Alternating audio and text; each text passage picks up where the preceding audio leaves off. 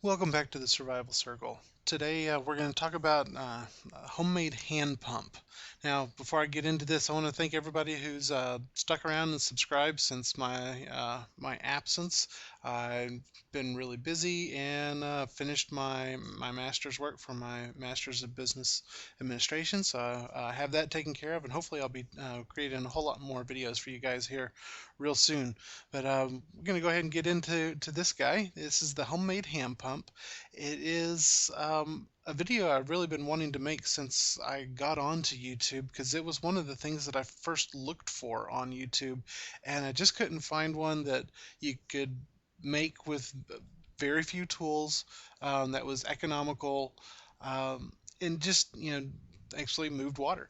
The reason behind this is with the prepper mindset. I wanted to have something that if you pulled together enough scrap parts, you could actually make something functional. So let me show you what we started here. So this first view that I'm going to show you, it's the exploded view. It's all the pieces, and this is how everything looks when it's in a row, laid out on a table.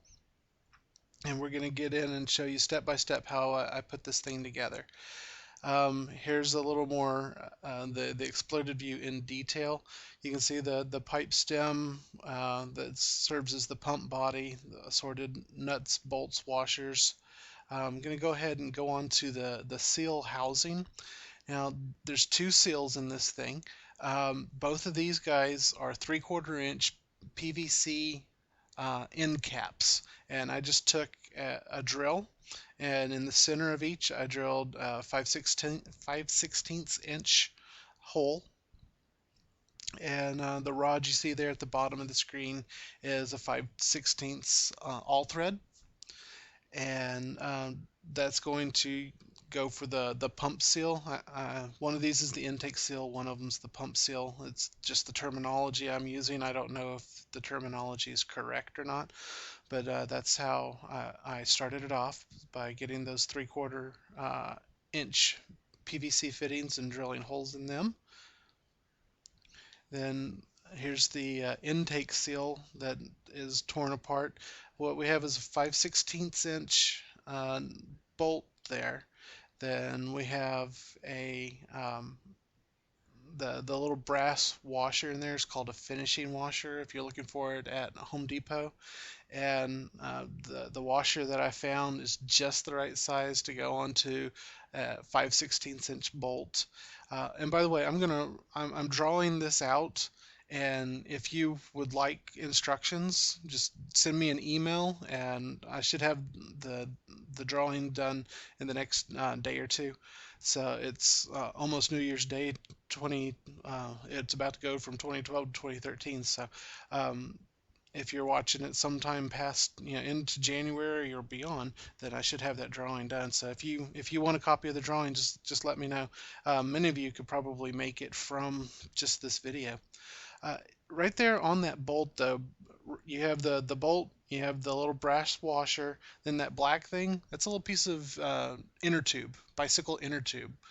Scrap piece that I had. I was making some Ranger bands, and just cut off another little piece there, and I had a 3/4 inch piece of PVC traced around it to get a circle shape, and then kind of hand fitted it, put it together. It had some gaps in it that I didn't like, so I took it out and I trimmed it down, like a 1/16 of an inch, and it fit in there much better. So that piece of inner tube there, it allows water to go one way, but it doesn't allow it to go the other way. That's kind of the basic principle of this pump. And you stick that through, the bolt through the end of the 3/4 inch cap there, and then you use that nut you see there in the picture to put it together. And here's the pump seal. It's the same setup. I use a wing nut here because I had the wing nut, and also I was testing out different things. I was using inner tube, I was using pieces of leather because I do some leather work. I was using various things. You could use a Ziploc bag if you wanted to. I was just using pieces in there to see what would work. So to make it easy, I used that wing nut to secure it. You could, of course, just use a regular nut if you wanted to do that. And this picture here shows both of the seals together, and that's their final assembled state. On this picture here, what this is showing is you see in the background the pump seal completed. In the foreground, it's a little difficult to make out, but you have the pump seal, which is the bottom of the pump, and it's in its little 3/4 inch cap, but it's being put into a 1 1/4 inch uh, diameter piece of PVC. It's an exact fit. It might be even. I had to use a mallet, as you'll see here. I had to use a mallet to put it in, but once it's in, it is sealed watertight. It took quite an effort to get it back out so I could show this exploded view for you. But it seals watertight. As a matter of fact, on the pump seal, the piece of the cap that goes on the pump seal, you need to make sure that you sand it down a little bit so it moves smoothly inside the 1 1/4 inch PVC pipe. I'll show you that in just a second. Here's the lower assembly. You have a coupler at the very top of the picture that goes to the pump body. You have a piece of PVC. That little PVC piece there is 1 1/4 inch. It's the one that you just saw the intake seal get melded with, get pounded into. Then you have another coupler on the third thing. There's another coupler, and the three things on the bottom is it's a union to take it step down from the 1 1/4 PVC to a 3/4 inch PVC, so that I could get down to a 3/4 inch threaded screw, so that I could use that to attach a garden hose as a intake area. So that those bottom three pieces are optional right now, because I haven't figured out how to get good enough suction in there that will actually draw um, through a garden hose. So that's something I'm going to be tweaking, and something that I'll be able to work on and show you when I get a good update for it.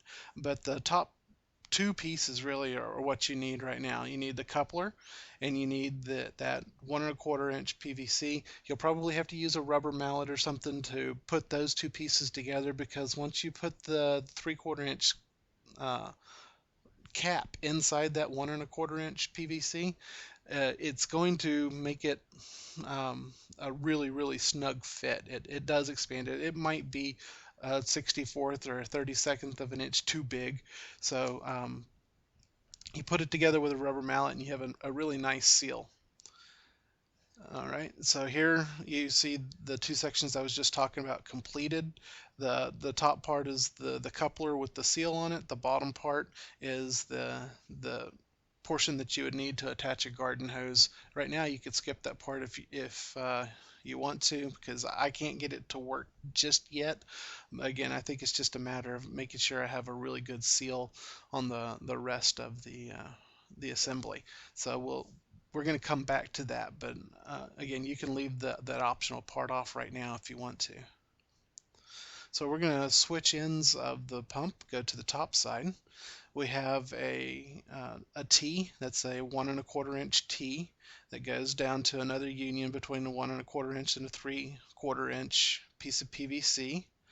That 3/4 inch PVC gets me to be able to step down to that male threaded piece there on the end that you can hook a garden hose up to again.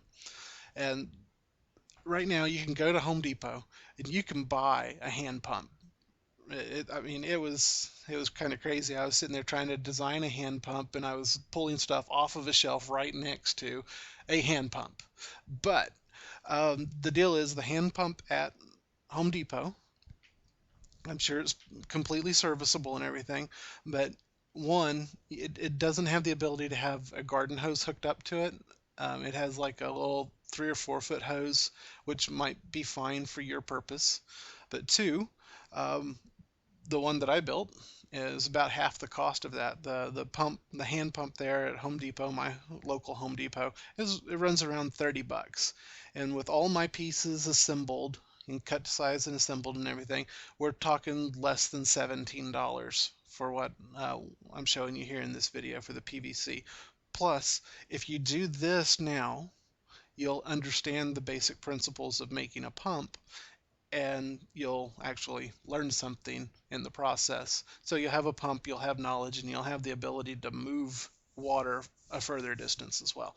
So anyway, the upper assembly, again, a T down to a union, 1 1/4 inch union to 3/4, and then that 3/4 comes out to a 3/4 inch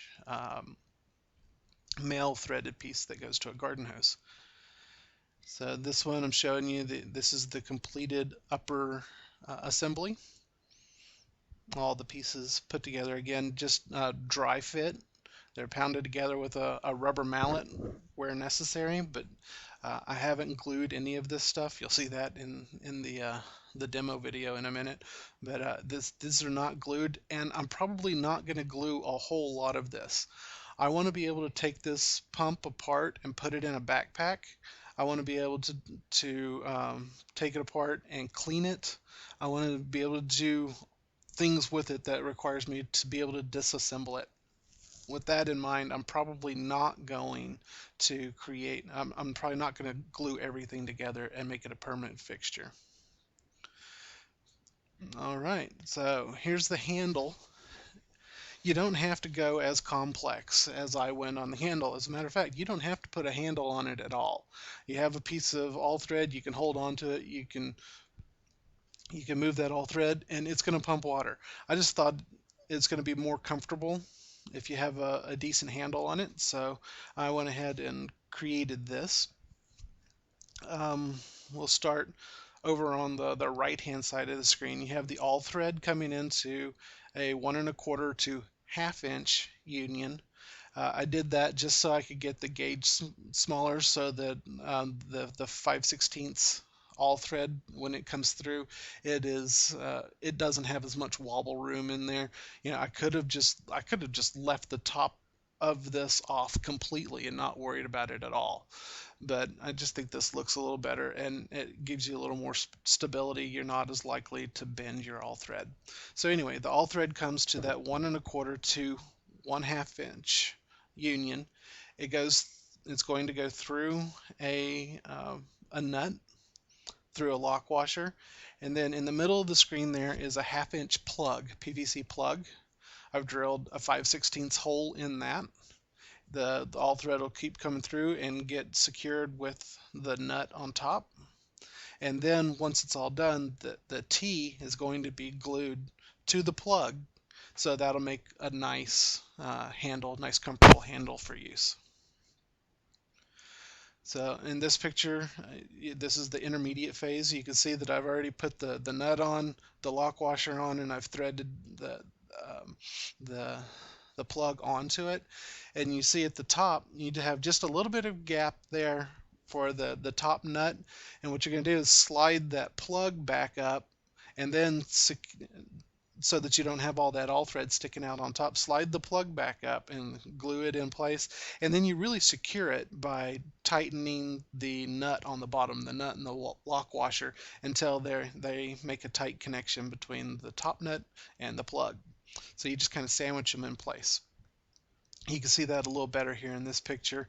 You can see the top of that top nut has disappeared. It's because it's down inside the plug. All right, again, you'll just take that, and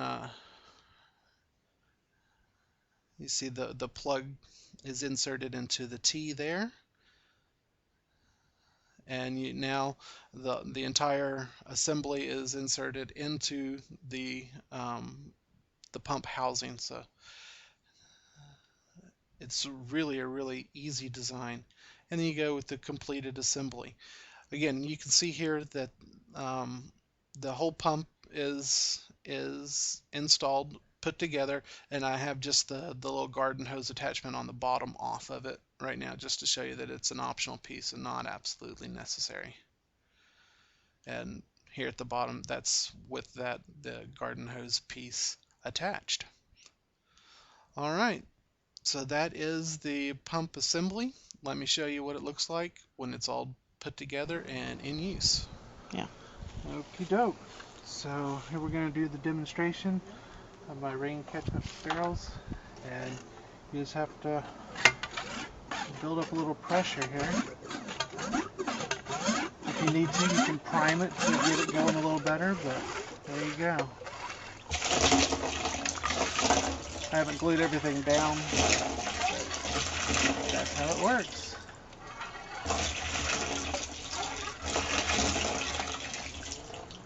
You'll see that I don't have the hose attachment on for the bottom here, but I still have the hose attachment on the top, so if I needed to send that water uphill or over to another barrel or something like that, I could easily attach just a regular garden hose there, and we'll be off and running. All right, thanks. All right, well, thank you for joining us for this episode of Survival Circle, and hopefully we'll be seeing you real soon again. Again, if you like what you're seeing here, please do subscribe. Tell your friends about it. Again, I am going to make a dedicated effort to getting some more videos out there to you. I've got several things already in the works. So, all right, you guys take care, and we'll see you next time.